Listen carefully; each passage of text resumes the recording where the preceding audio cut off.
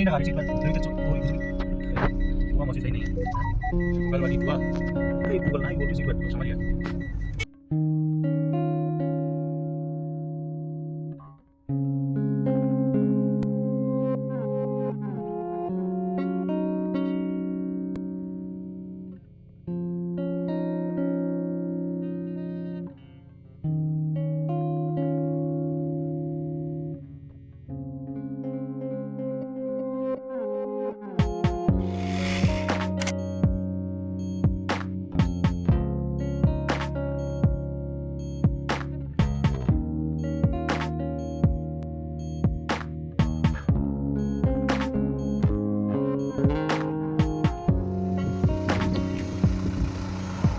अरे लाइक करो सब्सक्राइब करो।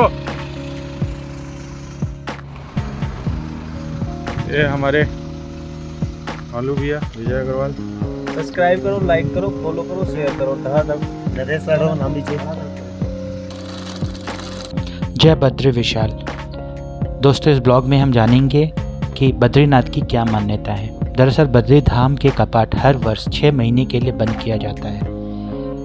ऐसा सर्दियों को लेकर और बाबा के विश्राम के लिहाज से किया जाता है। ऐसी मान्यता है कि 6 माह भगवान विष्णु यानी बद्रीनाथ विश्राम करते हैं।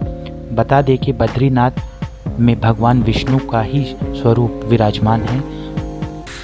इन्हें विष्णु के 24 स्वरूपों में से एक नारायण स्वरूप माना गया है। इसी नारायण स्वरूप की बद्रीनाथ धाम में पूजा की जाती है।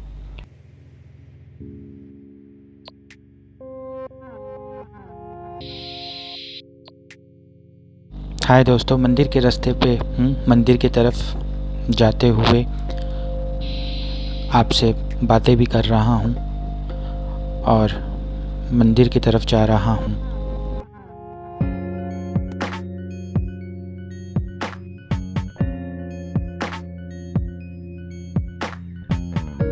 दोस्तों, बद्री धाम के कपाट खोलने की भी विशेष प्रक्रिया है। ये कपाट एक चाबी से नहीं बल्कि 3 अलग अलग चाबियों से खोले जाते हैं। इन तीनों चाबियों को 3 अलग अलग लोगों के पास रखा जाता है। ये तीनों लोग भी पहले से ही तय होते हैं।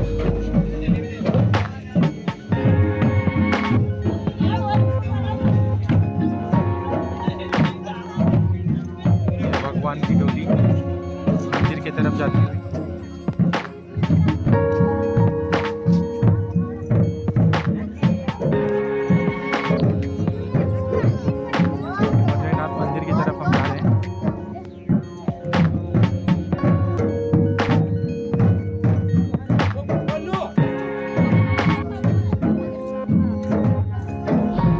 दोस्तों, जब बद्री धाम का कपाट बंद होता है तब भी खास प्रक्रिया का फॉलो किया जाता है। इसके तहत श्री हरि की शालीमार प्रतिमा पर घी का विशेष लेप लगाया जाता है। ऐसी मान्यता है कि जब बद्रीनाथ धाम के कपाट खुलते हैं तो प्रतिमा पर घी पूर्ण स्थिति यानी जैसे पहले लगाई गई थी वैसी ही अगर पाई जाती है तो ये माना जाता है कि ये साल बहुत ही अच्छा रहेगा।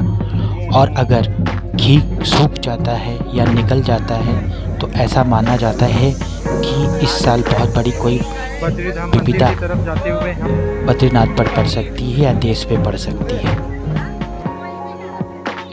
बद्रीनाथ मंदिर के नज़ारे आपको मंदिर दिख रहा होगा। भीड़ है, अच्छी भीड़ है। आइए जानते हैं बद्रीनाथ धाम से जुड़ी 7 वो बातें जो शायद ही किसी को पता हो। दोस्तों, बद्रीनाथ धाम में जुड़ी एक मान्यता है कि जो आए बद्री वो न आए ओदरी। इसका मतलब जो व्यक्ति बद्रीनाथ के दर्शन एक बार कर लेता है वो दोबारा माता के गर्भ में नहीं प्रवेश करना पड़ता। बद्रीनाथ के बारे में कहा जाता है कि यहाँ पहले भगवान भोलेनाथ का निवास हुआ करता था, लेकिन बाद में भगवान विष्णु ने इस स्थान को भगवान शिव से मांग लिया था। बद्रीनाथ धाम को 2 पर्वतों के बीच बसाया है। इसे नर नारायण पर्वत कहा जाता है। कहा जाता है कि ये भगवान विष्णु के अंश नर और नारायण ने तपस्या की थी। नर अपने अगले जन्म में अर्जुन तो नारायण श्री कृष्ण के रूप में पैदा हुए थे। अभी आपको इस वीडियो में दोस्तों वो जो पर्वत के बारे में हम बात कर रहे थे वो मैं अभी दिखाऊंगा। आपको वीडियो में वो पर्वत अभी दिखेगा।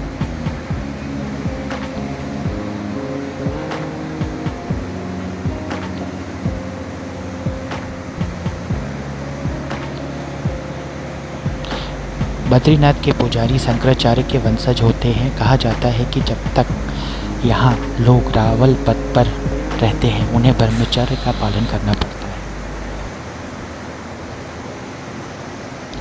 दोस्तों, अलकनंदा नदी का उद्गम उत्तराखंड में सतोपथ और भारतीय ग्लेशियरों के संगम पर होता है और तिब्बत से 21 किलोमीटर दूर भारत की माना में ये सरस्वती नदी की सहायक नदी से मिलती है। माना से 3 किलोमीटर नीचे अलकनंदा बद्रीनाथ मंदिर स्थित है और अलकनंदा नदी वहाँ से होकर बहती है। ये आगे देवप्रयाग में भागीरथ नदी से मिलकर जाती है और वहाँ गंगा नदी के रूप में आगे बढ़ती है। ये नदी प्रमुख रूप से उत्तराखंड के गढ़वाल क्षेत्र में स्थित है और 195 किलोमीटर लंबी है। केदारनाथ के कपाट खुलने की तिथि केदारनाथ के रावल के निर्देश में ओखीमठ में पंडितों द्वारा तय की जाती है। इसमें सामान्य सुविधाओं के अलावा परंपराओं का विशेष ध्यान दिया जाता है। यही कारण है कि कई बार ऐसी भी मुहूर्त भी आए हैं जिसमें बद्रीनाथ के कपाट केदारनाथ से पहले खोले गए हैं, जबकि आमतौर पर केदारनाथ का कपाट पहले खोला जाता है। दोस्तों, बद्रीनाथ मंदिर 4 धामों में से एक है।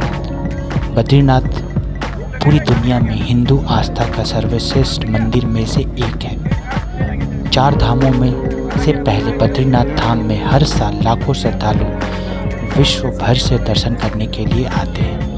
इस मंदिर का निर्माण 8वीं शताब्दी से लेकर 16वीं शताब्दी तक हुआ था और कई सारे परिवर्तन भी हुए थे। चलिए आपको इस मंदिर की कुछ खास बातें बताते हैं।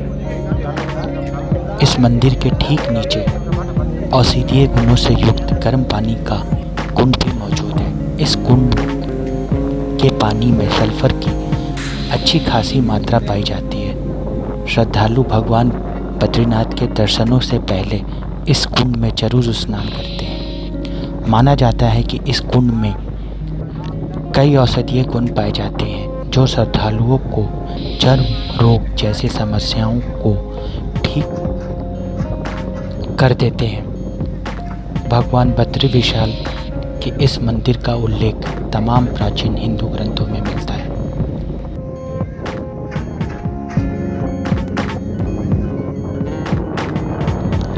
दोस्तों, बद्रीनाथ मंदिर को भारी बर्फबारी और बारिश के कारण कई बार नुकसान पहुंचा है, लेकिन गढ़वाल के राजाओं ने मंदिर का नवनिर्माण के साथ ही इसका विस्तार भी किया।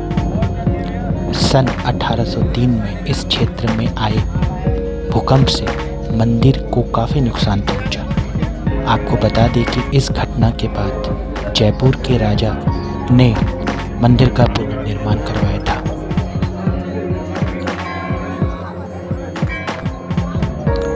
हिंदू धार्मिक ग्रंथों के अनुसार बद्रीनाथ की मूर्ति शालिग्राम शिला से बनी हुई है। यह मूर्ति चतुर्भुज ध्यान मुद्रा में है।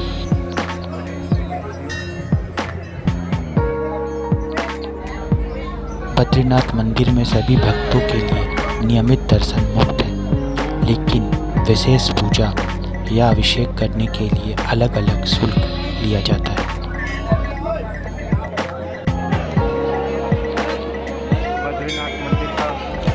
दोस्तों, यहाँ मई से जून माह के बीच बद्रीनाथ यात्रा पर जाना अच्छा माना जाता है। इसके इसके अलावा सितंबर और अक्टूबर के बीच भी इस मंदिर में यात्रा कर सकते हैं। बरसात में यात्रा करना थोड़ा खतरनाक रहता है क्योंकि रास्ते बंद हो सकते हैं और लैंडस्लाइड यहाँ पे बहुत होता है। अब